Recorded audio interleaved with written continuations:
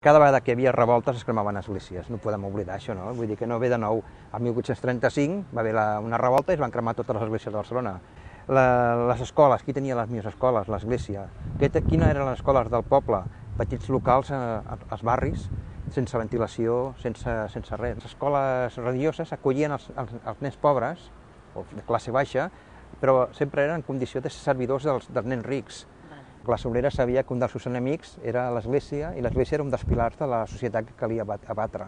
Hi ha diversos pilars, un era l'exèrcit, l'altre l'Església, l'altre la burgesia.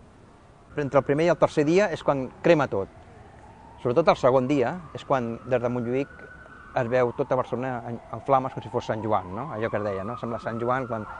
I a partir d'aquí és la defensa, perquè clar, llavors la Guàrdia Civil no s'atreveix a entrar al barri i canvien l'exèrcit. I esperen que vinguin reserves de València i venen equipament policia, ve l'exèrcit de General Santiago, ja amb l'artilleria, a prendre militarment Barcelona. Mentre tots els polítics estan guardats, estan reservats, estan amagats a l'Ajuntament, polítics conservadors, de societat catalana.